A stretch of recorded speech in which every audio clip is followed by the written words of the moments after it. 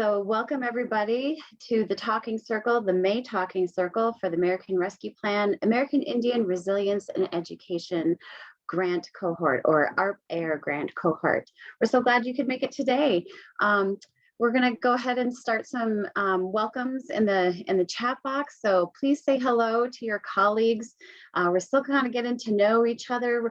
Tell us your name, your role, and if you could, also your grantee name and location. So welcome, Dylan, Project Director for the Aleut community in St. Paul Island. We're glad to have you here today. And please also others join us in saying hello there in the chat box. We will begin, as we usually do with these events, with our standard disclaimer. This presentation was produced under U.S. Department of Education contract number GS00F115CA with Synergy Enterprises, Inc. The views expressed herein do not necessarily represent the positions or policies of the U.S. Department of Education. No official endorsement by the U.S. Department of Education of any product, commodity, service, or enterprise mentioned herein is intended or should be inferred. All right. I've got the business out of the way there. I see some more hellos in the chat box. Welcome, Krista. Glad you could make it here today. On the screen right now, you see our agenda for today. We have carved out some time for you all, the grantees, to come together to share some challenges and hopefully share some successes as well around written agreements, as well as the implementation status and challenges. We're about halfway now through our first year of grant implementation, so we want to hear about what's working well and maybe what some challenges that you're grappling with. And then we also want to carve out a little bit of time to talk about project planning and reporting. Soon you will have your very first annual performance report come due. We do have a webinar coming up focused specifically around that. But we'll just spend a little bit of time kind of reflecting on what came out of that project planning and reporting webinar, if you were able to attend that, and talk about some of that tool as well. All right. So of course, you know your program officer, Shala Ortega. While she couldn't be here with us today, we are joined by Donna Savis-Burns, our discretionary grant group leader. So we're glad to have her on today. Welcome, Donna. Hello, everybody. Thanks so much for joining us this afternoon or morning. Depending on where you're calling from, yes, it could still be morning. It's just before noon for me. So glad to have you here. I'm also joined by my technical assistants support team. We have Sarah on, as well as Olani, who are helping to monitor the chat box and also on hand to answer any questions as they come up. So let's go ahead and get started. We're going to kick off our discussion today with our written agreements with local education agencies.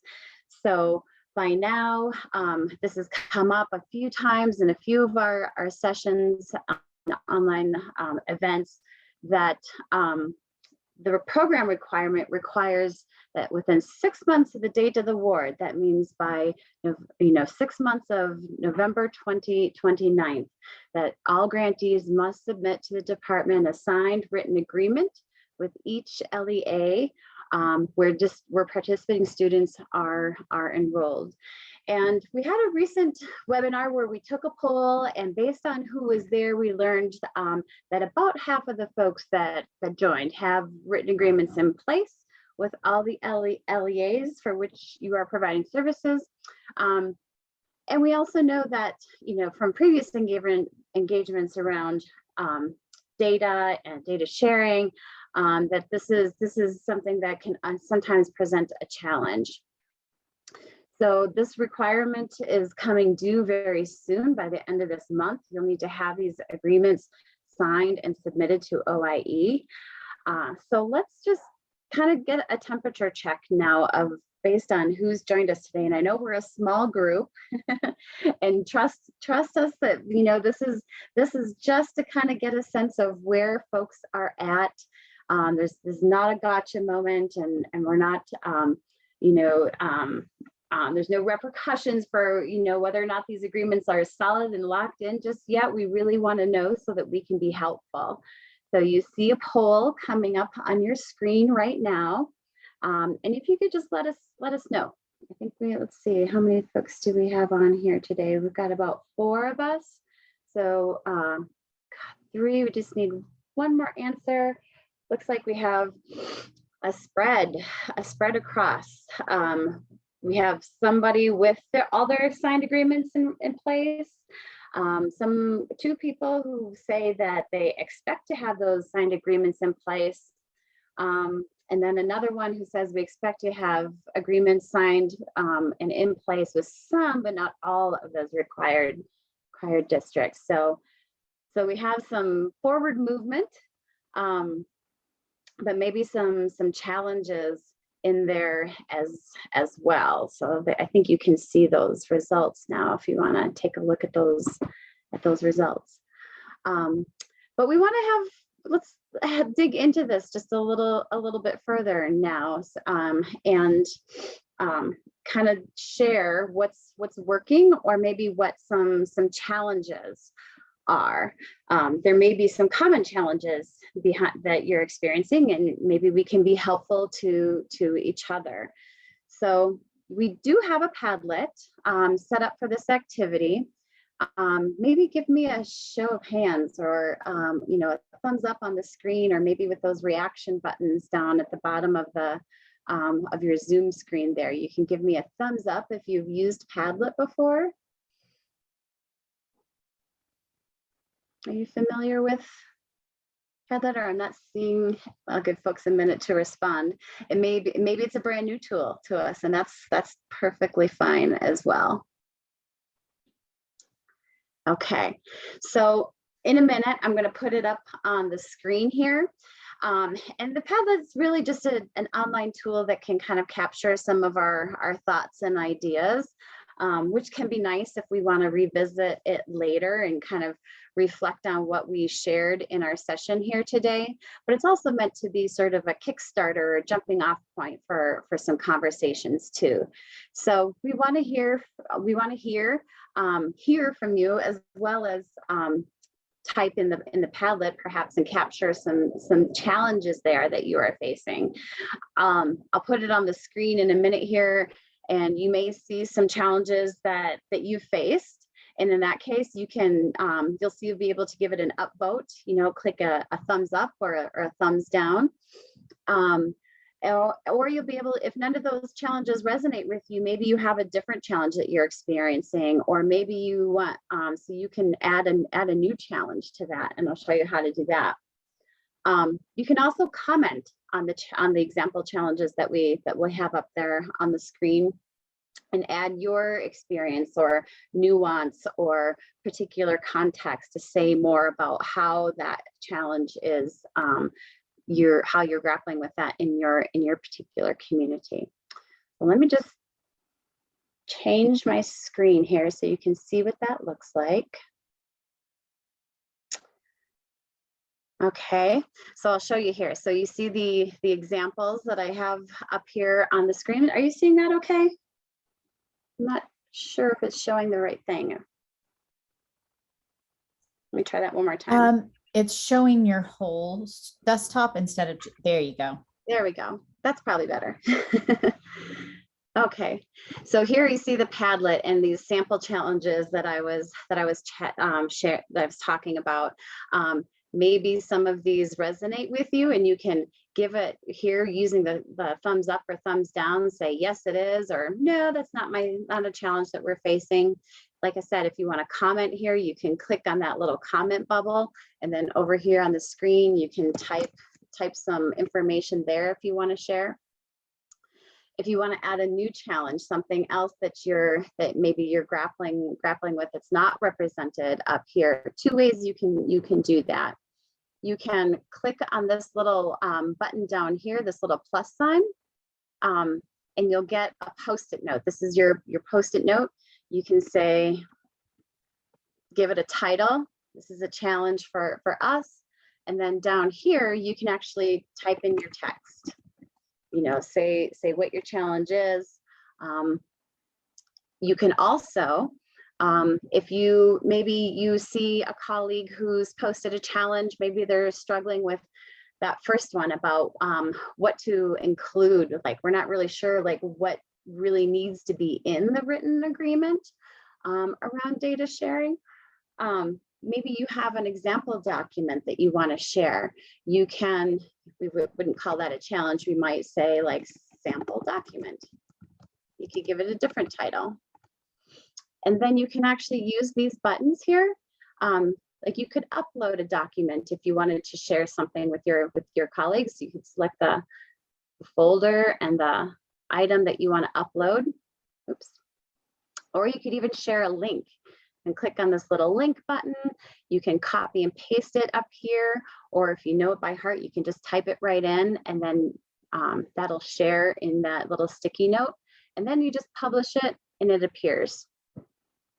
So you can click on that little plus sign and it'll appear that way. And we're just going to move that out of the way so it's not cluttering up here.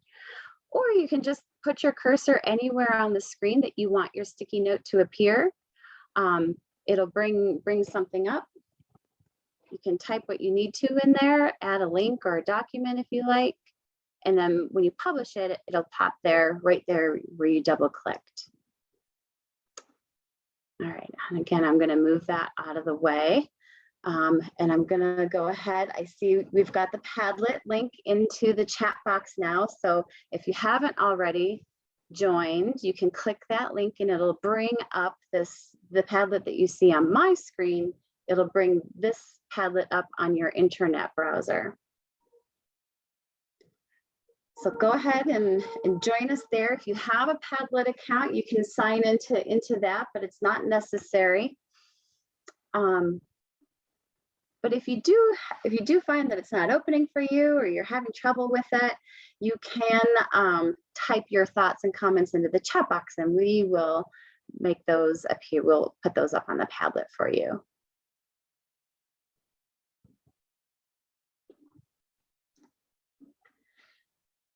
So, you know, we've got just us 4 of us on today, I think. And it usually will show if folks are able to join the Padlet, but if you're not, maybe you can even, oh, I do see some people voting here. Okay. I was waiting for the little animals to show up like it does on a Jamboard, but I guess I don't get that that information there. So let's see. We got one person who, or a couple of people now who've upvoted that challenge about the relationship with the district is not maybe well established or is somewhat challenging. Okay. That's okay, Nancy. If you can't get into the Padlet, you can just watch it on my screen here. And if you want other comments, you can type those into the chat box, and we can put those up on the screen for you too. But we're such a small group, really feel free to come off mute, anybody, and say more or ask each other questions too. We want this also to be time that you can talk with each other. Follow up and ask each other questions. So feel free to come off mute. I would really love to know more about some of the nuances that folks are experiencing around the relationship, or maybe a challenging relationship with your districts. There perhaps others on the call or on our talking circle here have some experiences they can also share and learn from. Hi, this is Dylan with the Allied Community of St. Paul Tribal Government. Welcome, thank you. Thanks. So I can share a challenge that we face, which is that we are in an extremely remote rural district here in Alaska, and we have a very high turnover for our district employees, and specifically the administrative positions. So generally what that looks like is a new superintendent every year. And so what happens is that we negotiate in good faith our agreements, but we have to continually revisit them when we have new staff coming in. So we've worked pretty extensively this year with our school board, our local school board, to try to change the engagement. And that's an ongoing process. But that is a particular challenge that we always face, is that change in administration often creates some disconnects with continuity. That makes sense. And with your agreements, are they good? Are they mostly set for a year then, or are you able to extend those beyond a year? It sounds like you have to come back and renew them once a year. It's not that it impacts the agreement. The agreement, we just negotiated a new one in January. It's good for 5 years. It's though the willingness of the district to carry out the stipulated terms of that agreement can vary depending on the superintendent that you receive. So we've been pretty successful at navigating that, but it certainly requires a fair amount of time each year to sort of, it's in essence, renegotiate or re-educate a new administrator. And so that's a particular challenge we always face. I see. Does anybody have questions or comments for Dylan? Does that sound like similar or different?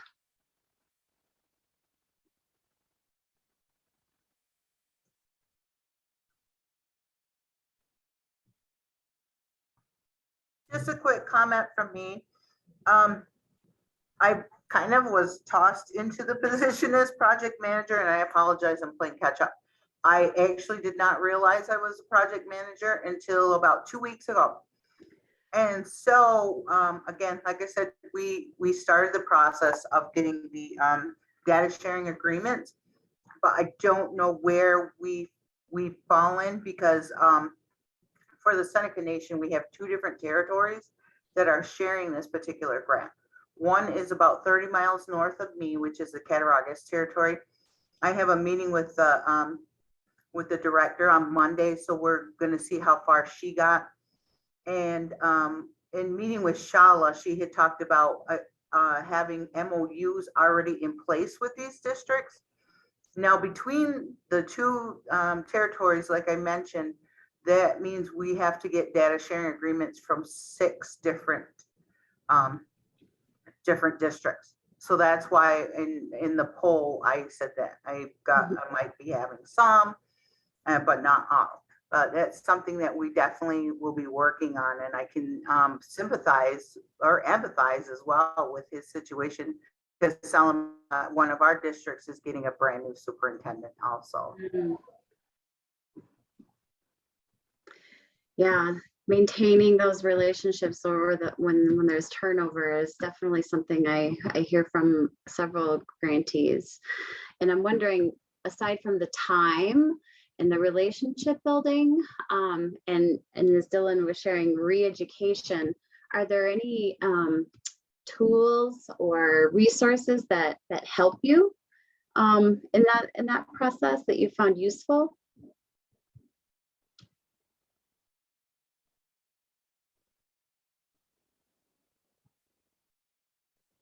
Yeah, so this is Dylan again. I'll chime in. Yeah, I mean, I think the key is to have that local engagement piece. I mean, if you look at how not only the MOA sort of back ends that formally, but we have part of our design for our project to have local participants inform the process. And what I mean by that is we have an Indian Education Board and community parents that have an ongoing influence in how we are implementing programs. And so I would say that what's helped us is to have that local engagement piece, because it encourages a district who sometimes, and particularly in Alaska, where there is somewhat of a disconnect between tribes and the state historically.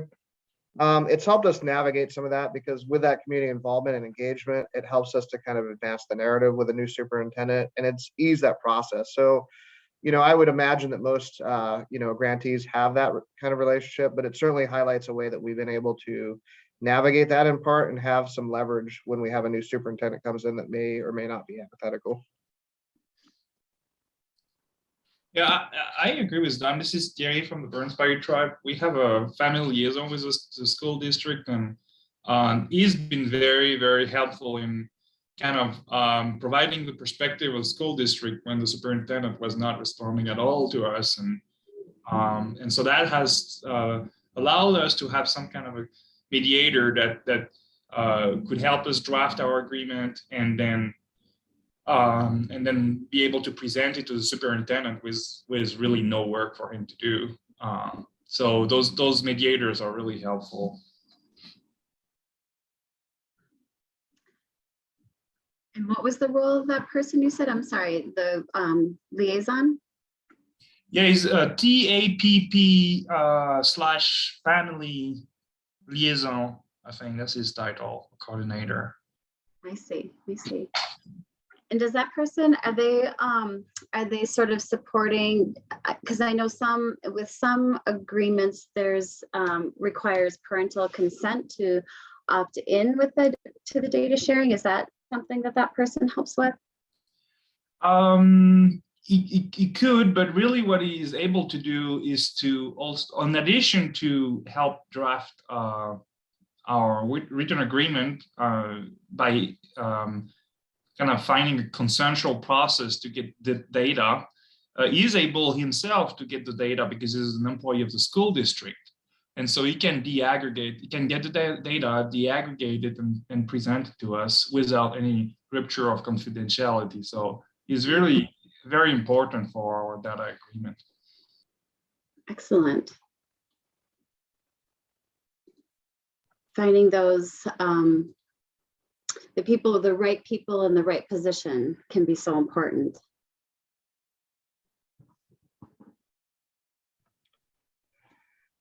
I think another challenge that we faced, though we've navigated this, was finding a solid template for things like MOAs.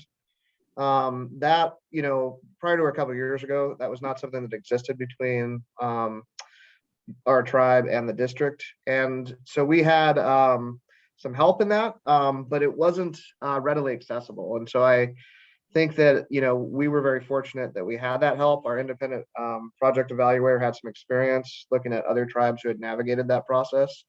But I think what would be helpful is the accessibility of some templates to help guide that process. I mean, I think for us, we've been able to do that. I'm happy to share ours as an example for anyone that needs it. But it would be nice to have sort of a templated version of that, or multiple versions, just so that folks that don't have those in place could utilize those. Great. Yeah, if you would be willing to share that, I think your colleagues would find that really, really helpful. You can do it here in the chat box, I believe, or up here in the Padlet too, if you want to share something. I'm actually gonna add, I think on my screen you can see, I'm going to add a document that has some examples. This document here has a few different examples between tribes and LEAs, and this was particular to data sharing. So these profiles involve some data sharing. There's like a little case study in there. There's some appendix with some templates. So I'm going to share that here. Agreements and publish that. So if you want to grab that off of the Padlet, you can do that. We also have in the chat box, I see my colleagues are posting a sample data sharing agreement. So it is a template, something that you can start working from, modify according to your needs. Not a required template, but an example, as Dylan was saying, something that you can share. Appreciate that, Dylan. Thank you.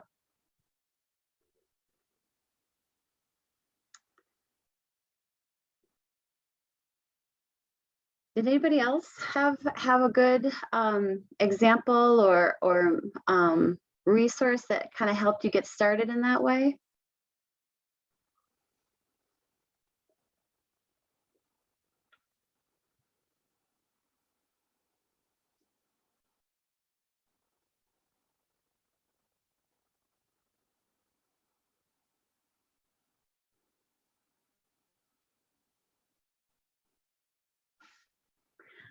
I was noticing a minute ago too, we do have somebody who offered up a comment here around this challenge of relationships with district. this person noted that our relationship with the district is good, but some challenges with the local high school being willing to let us in the building during the school day to work with our students. I see. Okay. So that's a part of maybe the agreement or the partnership that's still being worked out with the high school.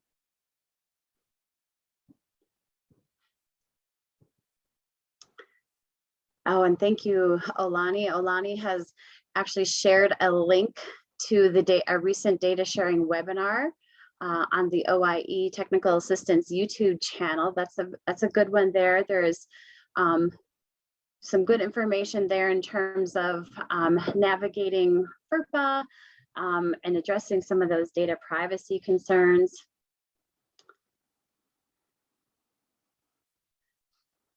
Yes, thank you. Thank you for the comment there. Welcome to your first talking circle. Glad to have you here.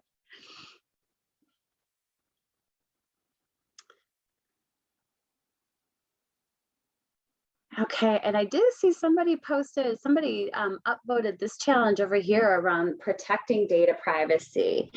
Can we explore that just a little bit? Maybe if you have encountered that challenge, how you were able to get around it, over it, or through it. Or if it's not, or if it was your challenge, maybe you can share a little more about the particulars of what the concerns are. Well, I'm the one who put thumbs up there, and I did so because the first time I contacted the superintendent about this back in January, he just replied a very stern email saying we would never be able to share our students' grades with anyone.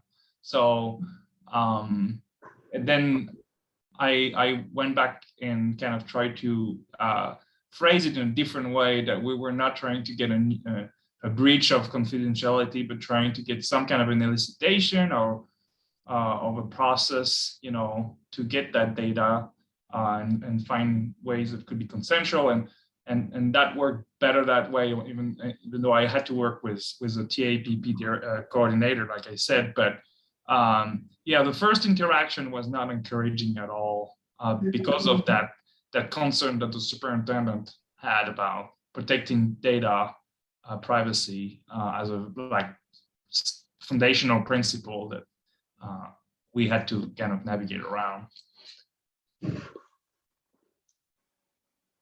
Thank you for sharing that.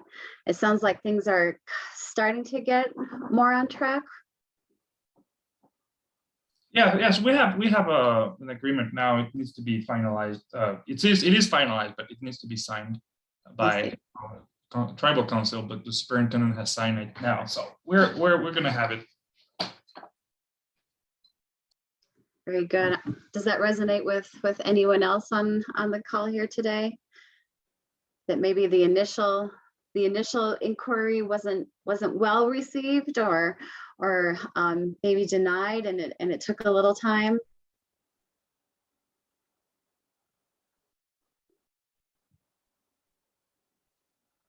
I have a question. Yeah. I don't want to take us off track, but just really quick, with one of our districts, it's not really a district. We have some students that attend a private Catholic school, but we provide busing and services to that school. And I believe that we included him in the 6. Now with a data sharing agreement, I don't think they have the normal accessibility to like doing an MOU with us. Would something from a president, like a letter, be sufficient for that?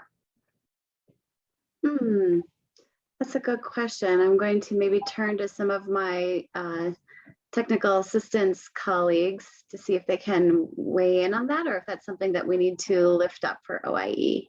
Okay. Nancy, could you give me a little bit more detail? Sure. It's called the Southern Tier Catholic Archbishop Walsh School, and it's K through 12. Okay. We have about 30 students who attend, and I believe that we included them in our numbers.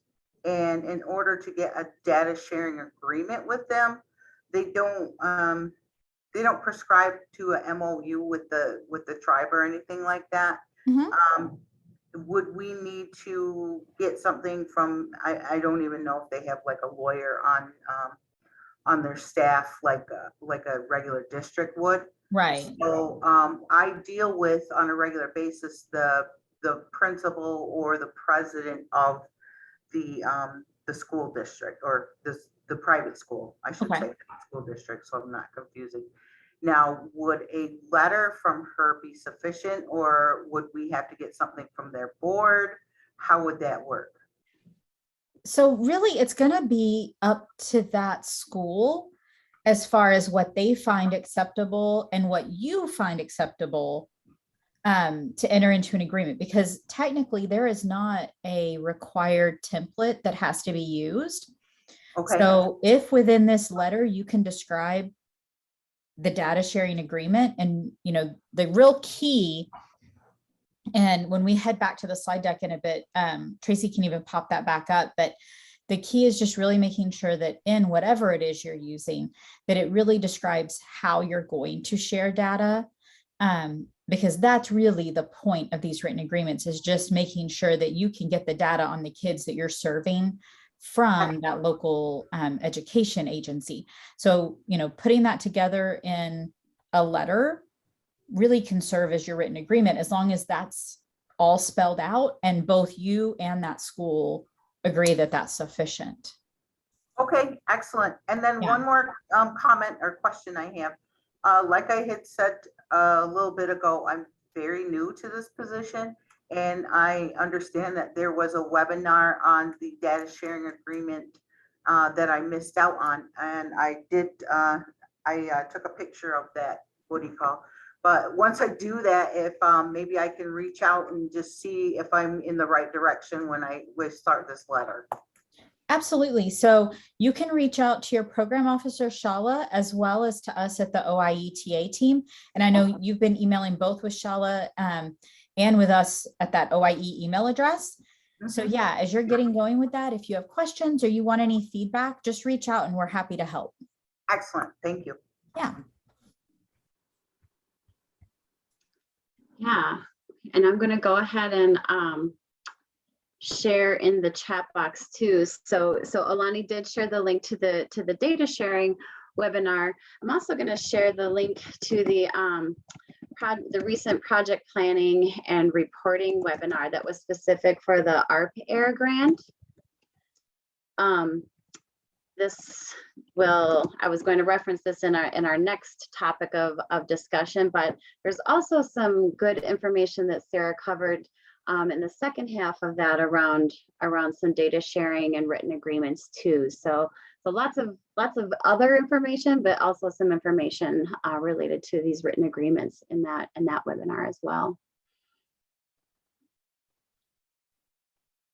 Good questions. Good questions. I appreciate all the commentary too here. Any challenges that aren't represented up there that you want to lift up here now, while you have others that are also engaged in similar work, as well as your TA team and OIE representation here today? Anything else? Any challenge that would be helpful to lift up and get some input on, particularly around these written agreements?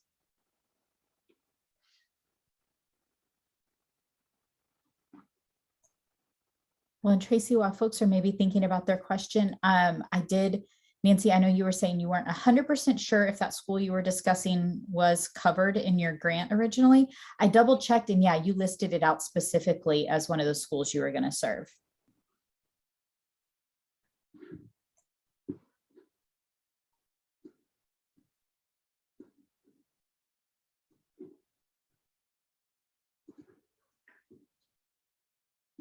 All right, I'm going to take us back now over to back to the slides.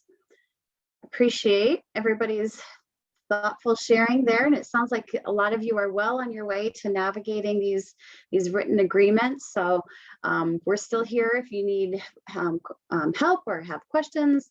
That's what we like to do. That's what we're here for. So feel free to reach out. I also have some contact information at the end of our session today so that you can even get some one-on-one time with your technical assistance team.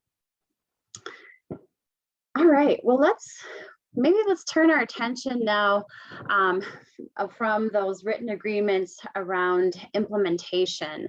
So we're about halfway through the first year of your ARP-AIRE grant. So theoretically, you should be about halfway through that first year of budget. Although based on some information, based on the G5 information, not everybody is really spending down that money. And perhaps it's just not been drawn down from the system. But in either case, it does suggest that there may be some challenges or some delays that you're facing around implementation. So we just wanted to make some space and time today for sharing and possibly do some group problem solving as well. So we're gonna have another poll, throw another poll at you. You should see it popping up on your screen here momentarily, but similar to our previous poll, no repercussions. No demerits are being issued here. This is really to get a sense of where you're at and what you're experiencing so that we can be the most helpful to you. Excuse me. So the question is, what is the status of your implementation efforts when you're thinking about all of those services and activities that you planned for in your grant? Are you currently implementing all excuse me, planned services and activities? About half of those planned services and activities, maybe a few, or maybe you just haven't yet started implementing activities and services at all. So go ahead and respond to those questions. I see waiting on a couple more responses there. So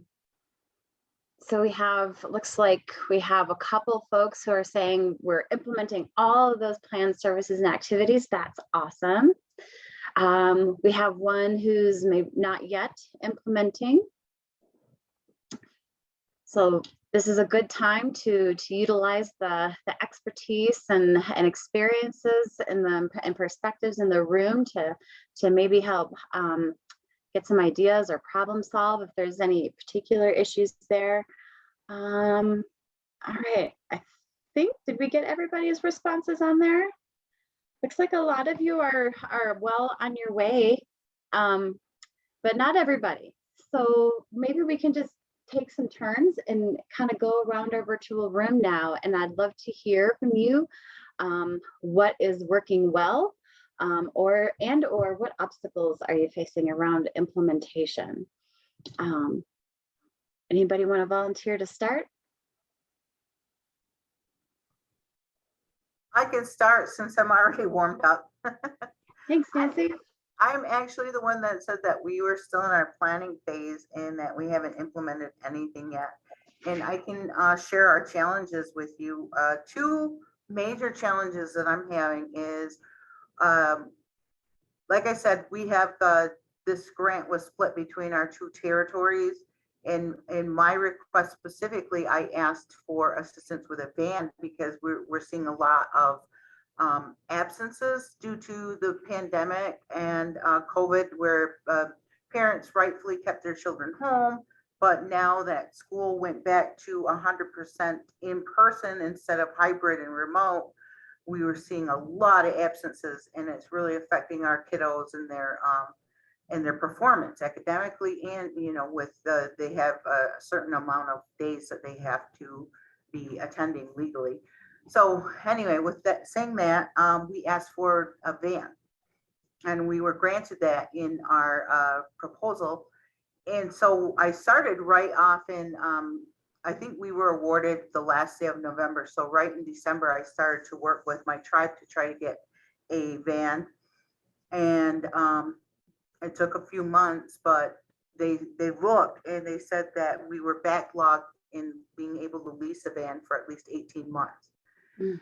And so that's one challenge. And another challenge is the major part of our grant is because we were looking to create these positions of language participants that would go into each school district and then do out of school different activities. And so right now we're currently in the process of looking to fill those positions.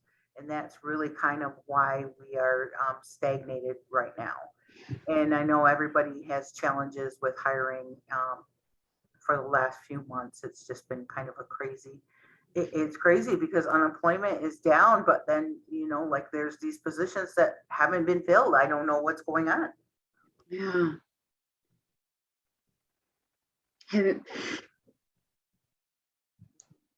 Filling positions and staffing as a common delay for implementation that we hear about. Does anybody else face that challenge or have any thoughts about what worked for you in trying to fill positions?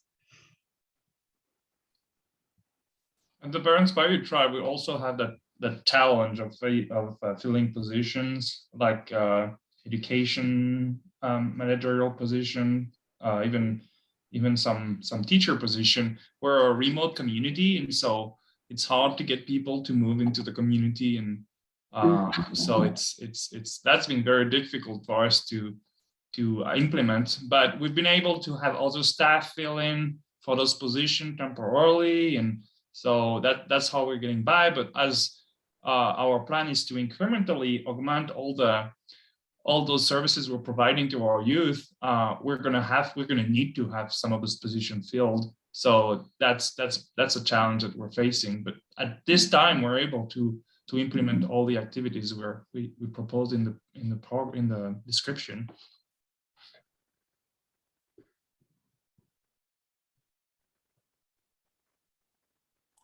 Hi guys, this is Donna. Just listening to you, and I know that your APR is due soon in June, the beginning of June. And Tracy's comment about the importance of drawing down, and I'm sure that this has been addressed, but at this time of the year, leadership is also looking at drawdown rates. They're looking at activity, and we have to be able to explain why a program hasn't drawn down, for example, you know, a quarter's worth of their money at this point. So this conversation and these topics are really helpful. And when you go to write your APR, it's critical that you mention these things in there, so when Shala goes to do her reviews, that she can pull this information out when she has to explain and report upwards. So I know that there's been lots of COVID issues, and of course that's what it's for. APR was from the American Rescue Plan, and it's taking a while, and completely get it. And you guys are working so hard, and we really, really appreciate your work. But there is a kind of a spotlight on the money, and it's a visibly higher program compared to a lot of the others because it's ARP money. So there's that. And so there's a little bit of pressure to make sure that it's doing what it's supposed to be doing. So again, this is very, very helpful, and all that hard work and pushing and that you're doing and hiring and trying to hire. Please document that in your APR. Thank you, Donna. I see we have a hand up. Diane, did you have a question or a comment? Yeah, I just wanted to say along the same lines that Thierry mentioned for us at Burns Bayou, that we are having those difficulties hiring, and then we're having staff that are part of the team fill the gap. But we also have other programming that wasn't necessarily part of the budget, but does feed into the work that we do. to help support the ARP-AIRE success. So I'm wondering if and at what point we would do a budget modification and try and possibly say, you know, this is the alternate route we've been required to take, and then maybe pay for some of those costs from ARP if that's feasible. Thank you. Good question. I'll reply and then invite my OIE and TA colleagues to please chime in to expand or correct me. But budget revisions can be submitted at any time. It's good to keep those updated and submitted. We do have a tool that can help with that. As long as those, well, it needs to be submitted and approved, but you also want to make sure that it is aligned with what was approved in your, you know, the scope and focus of what was approved in your project proposal. Would anybody like to add to that? That's absolutely correct, Tracy. You don't have to wait any specific amount of time for budget revisions, especially with ARP funds, because it's kind of a one and done program. It's not something that's going to be refunded after the grant is over. So it's not handled exactly the same. And it could be that there's also a little bit more flexibility to spending, but as the big thing to remember, as Tracy pointed out, it must align with what and how your scope is outlined in your goals and objectives, since that was how the grant was scored and competed against. That can't change, but you know, we can get creative in how to meet those. So, you know, just reach out to us if you need some brainstorming. Great question. Thank you for asking that. And I see my colleagues have popped into the chat box there a document and an Excel spreadsheet that you can download right now. It is the optional budget revision form. So you can use that, and actually that'll make sure that all of the needed information is included in your budget revision request. So you can download that and keep it handy. It may come in handy for others on the call too. All right. What is working well? Other obstacles? Who haven't we heard from yet today?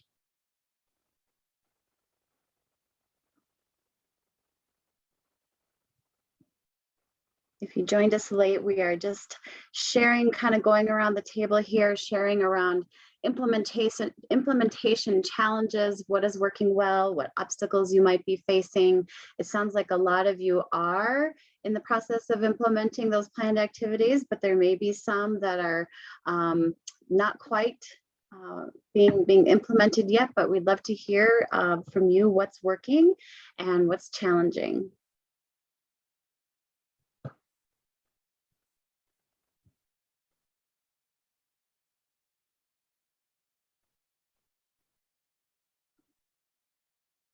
We have, let's see, anybody who hasn't shared with us yet?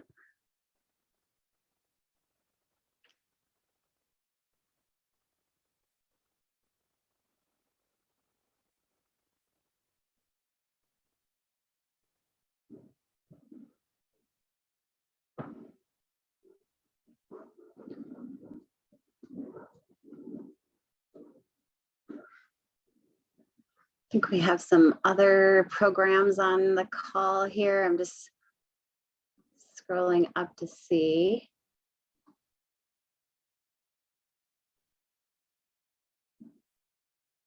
Did hear from Burns Paiute. I'm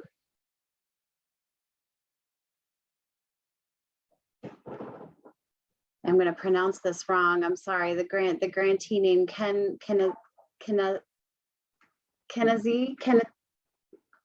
I'm sorry, I'm totally pronouncing that wrong. Kenaitzi?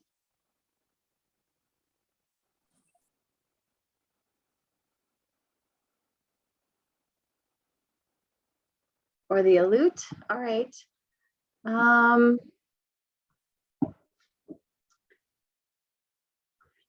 Well, as Donna was sharing, you know, some of those challenges that you're facing, those obstacles maybe that you're currently working through around implementation, really important to talk about those when you work on your annual performance report, and when you submit that. We do have a webinar, like I teased that at the beginning of the session here. Next week on Monday, we hope that you will all join us for that annual performance reporting webinar. We will provide all kinds of tools and tips to support your reporting so that you are complete and thorough and you get all the information submitted on time. And thoroughly. So we hope that you'll join us for that. Any questions, comments, things that have come to mind around this implementation?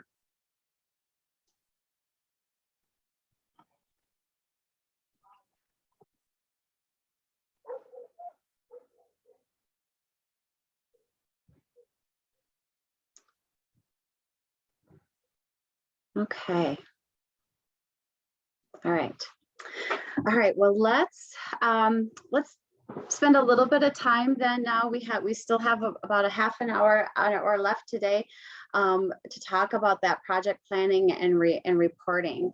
So if you weren't able to join us for that project planning webinar, I hope that you will revisit the recording.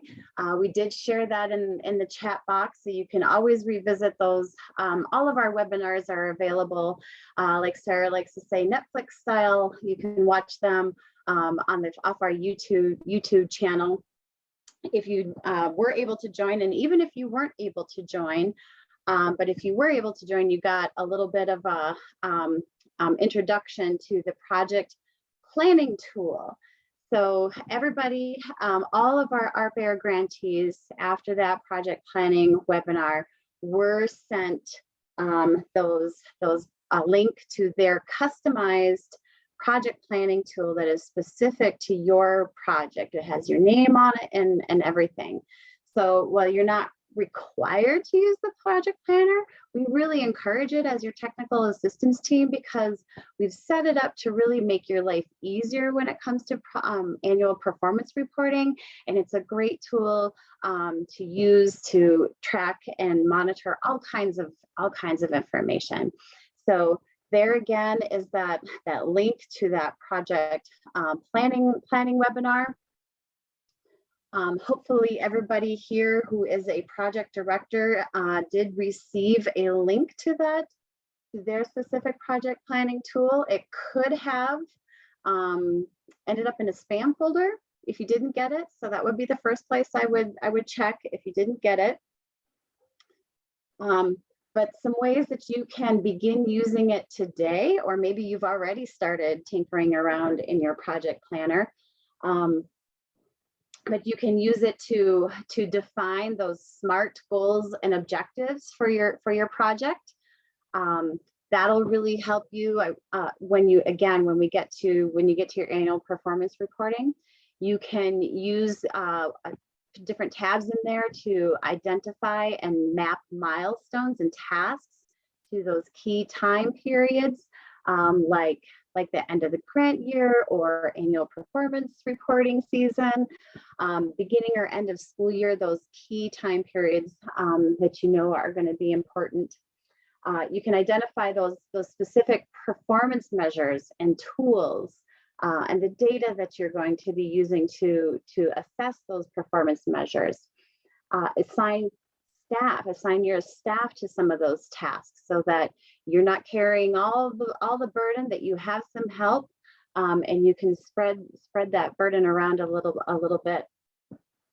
There's also tabs in that project planner tool where you can monitor those budget expenses as well as those drawdowns that we mentioned earlier and that Donna talked about that are so important. You can use the project planner in that way. It's, like I said, a good tool to compile that key information, keep it all in one place. You can use some tabs and not others, whatever is most useful to you. But it's also nice, a really nice tool for keeping information all together, for communicating with other staff members. You can let other people collaborate. Other people on your staff can also get access to that document, and you can collaborate with them through that document. But also as a repository and to document information in future years, so that it is available if somebody else needs access to the information going forward. Maybe just a quick show of hands here. Again, feel free to use the reaction buttons down at the bottom there. You can give me a thumbs up or some other kind of sign or a comment in the chat box that you did receive that project planner.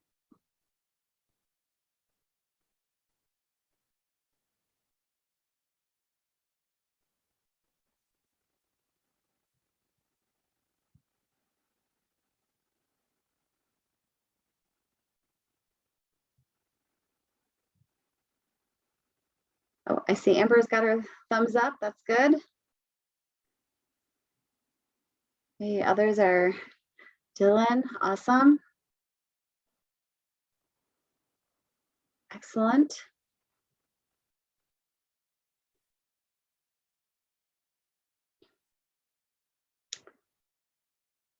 Well, and I just, if you're not sure, or if you haven't laid eyes on that message, okay, Nancy says she did not. So it went specifically to all the project directors for the grantees. It's possible that it could have gone to a spam filter. It came specifically from Google. So it is a Google sheet. So the email comes from Google. So that might be something to search for. You can kind of search your inbox for something from Google. If you didn't get it, you're having problems with emails, sometimes I know that happens. If you can't find it, let us know. We can also resend that link. Yeah, and I just resent it to you, Nancy. So hopefully you'll get it within about the next 5 minutes. Yeah, and Sarah, tell me if folks wanted to add other staff members on their team to that Google sheet, they can do that. Yeah, so there's 2 ways. You can do it yourself. At the top of your Google sheet, there is a big green button on the right that says share. You can add whoever you would like onto it. Or if you're having any difficulty with that, you're welcome to just shoot us an email over to the OIE email account. That's the oie@seiservices.com. Let us know who you want added. All I need is their name and email address, and I can help you add them to your planner as well. Thank you. The other thing too, yeah, along with sending, well, actually, I'm going to save that talking point for the end. Sorry, I was jumping ahead a little bit. Let me. Has anybody actually started tinkering around in the project planner, or maybe you've started using it already? Would love to hear your thoughts about that. I see we've got a couple of different discussion threads going on in the chat box. Yes, the project directors meeting was good. I'm glad to hear folks are enjoyed that, and you're able to make it to that. So I'll just share a few highlights from the actual project planner here, and maybe you can share, either verbally or in the chat box if you've started doing any of these tasks, or maybe you've used your project planner in other ways that may be interesting or useful to someone else. But this is a tab in your project planner where you can really start to define those project goals and objectives. using that SMART acronym, right? We want it to be specific, measurable, achievable, relevant, and time bound. This is an opportunity to, I'm sure many of you, it sounds like, have already spent time with your project proposals, so you have a good sense of what those goals and objectives are.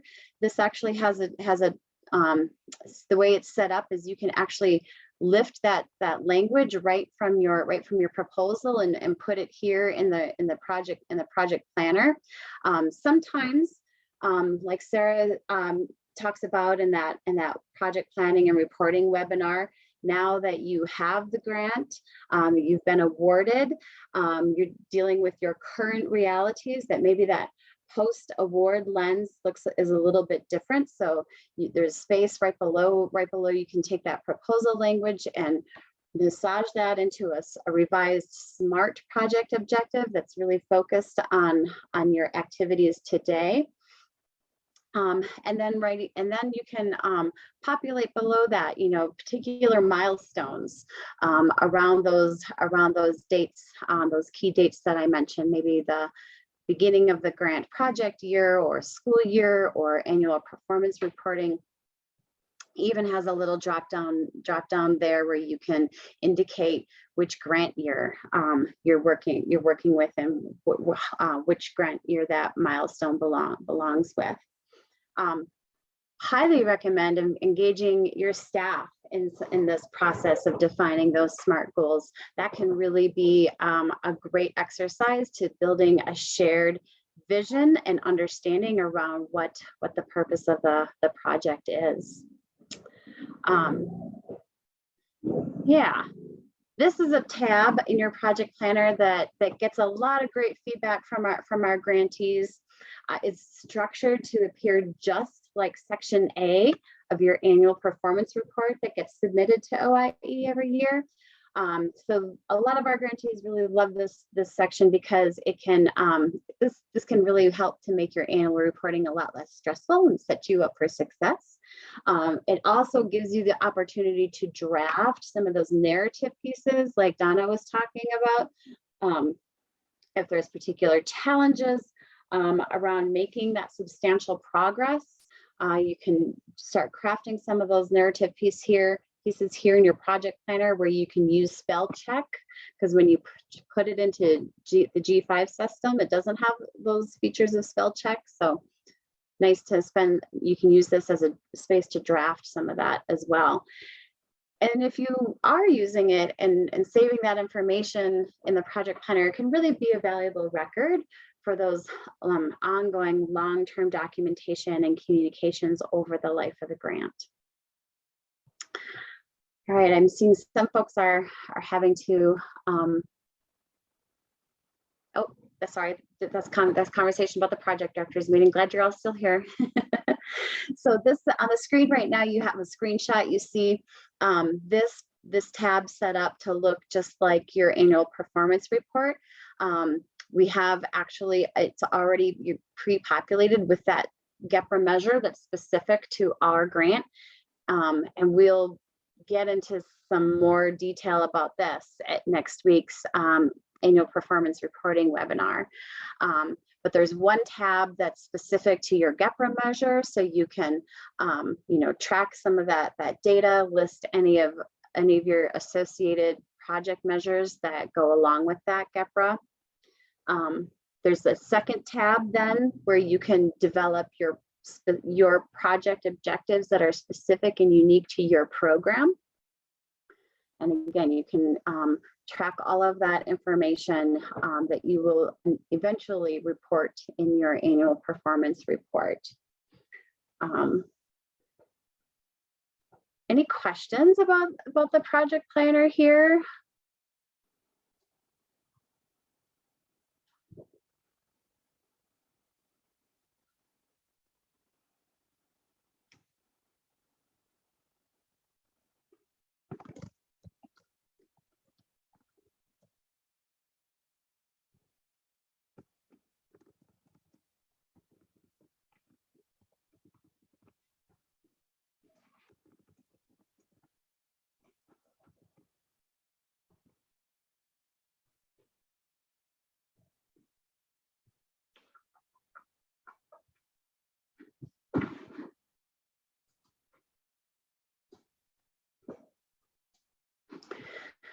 Okay. Make sure I give you enough wait time and think time for those questions. Of course, if you are just kind of getting your head wrapped around all of this stuff, that's totally fine. If you have questions later, you can always reach out to us, your OIE technical assistance team. There's our email address. Somebody is always monitoring that email address, so that's really the most efficient way to reach the team. We're also available to you if you want an individual coaching session. This is an opportunity to get that one-on-one support. You know, if you really want to dive into your particular context and nuance and specific questions, you can schedule 1 hour sessions with us, or sessions in 1 hour blocks. And we have that link there on the screen, and we'll get that popped into the chat box as well. Yeah, definitely. You know, as you get into this a little bit more, questions may arise. I know a lot of times, you know, somebody will explain something to me and it makes sense, but then later when I'm by myself and I'm go to do that task, all those questions pop up. So we are here for you and available if you have any questions or want to do some of that one-on-one time with us as well. You know, Tracy, I was just thinking too, I think Dylan was the one who mentioned being able, somebody else was, about bringing extra people to the meeting. And I did want to make sure you knew that you could invite staff to these talking circles. You know, we invite people who would like to listen in and join in the conversation. And, you know, they have a part to play in all this, I'm sure. So we invite them with open arms. Absolutely. And that's a great segue too, because if there are folks that you want us to include on the invites to these webinars, let us know. So you can either send an email to us to your TA team at oie@sceiservices.com, that email that's in the chat box, or right now, if you know who that person is, you can let us know your grantee name and the contact information for that person that you'd like added to our distribution list. So yes, please feel free to include others. We'd love to include them on the invites, and we can make that happen. Just let us know. Good advice. Alani writes in there for that APR webinar that's coming up next week. A really nice idea to include your fiscal person. There'll definitely be some information that'll be relevant for them at that event as well.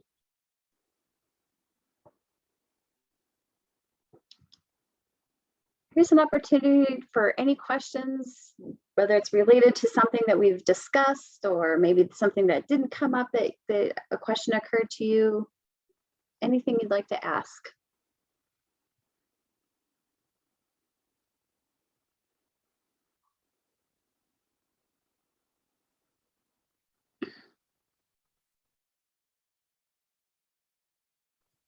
Okay, well, we always ask for your feedback on our webinar events at the end of all of our sessions. So we do have a final poll that we want everyone to provide their input on.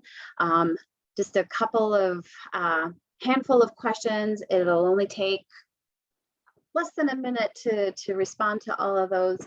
We really value your feedback.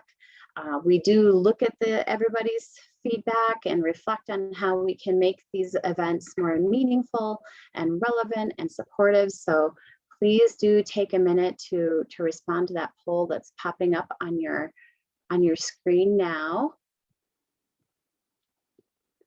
Give folks just a second to find that and enter their responses. There's just 7 questions. Appreciate everyone's input there. All right, looks like we're getting folks' responses. So go ahead and keep entering your responses there. I'm going to share a few technical assistance events that I've been plugging along the way here.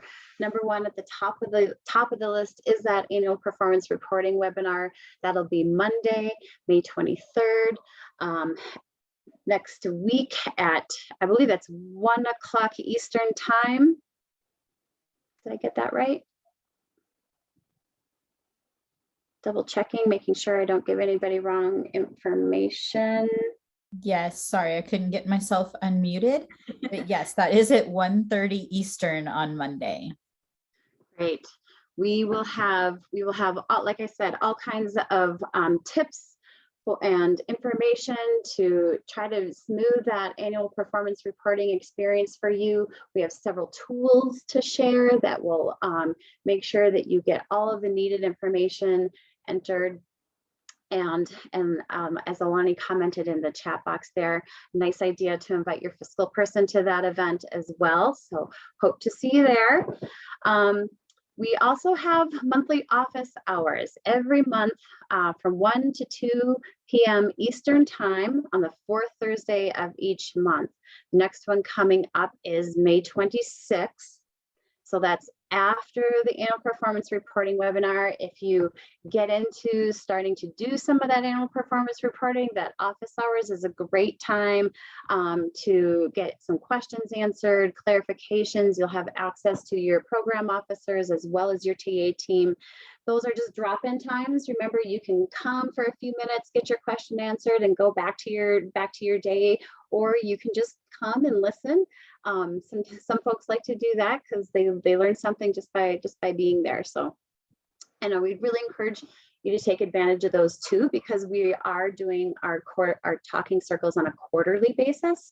The next talking circle for our ARP-AIRE grantees won't come up until August 17th to be specific. So again, those monthly office hours are an opportunity to sort of touch base and get questions answered in between those times.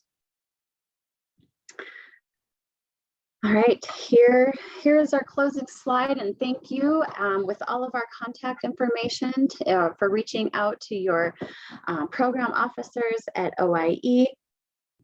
Just to please, a little reminder that if you are emailing those folks, it's always good to include your grantee name and PR number, so that helps them ensure that you get a timely response. And if you're not on Twitter, if you are on Twitter, excuse me, if you are on Twitter, consider following us at OIE Indian Ed. And then of course the link to the Office of Indian Education website there, that's always a good place. There's always lots of helpful information and links on that website too. So feel free to reach out to OIE or your technical assistance team if you have any questions. And we hope to see you at Monday's annual performance reporting webinar.